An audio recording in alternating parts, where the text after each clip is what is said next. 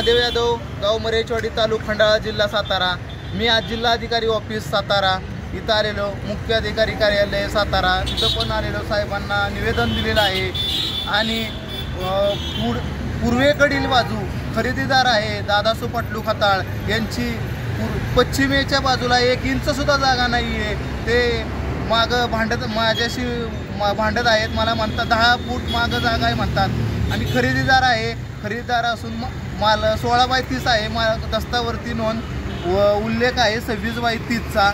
आणि खरेदी खताने घेतलेली आहे 16/30, 26/30ची नोंद आहे।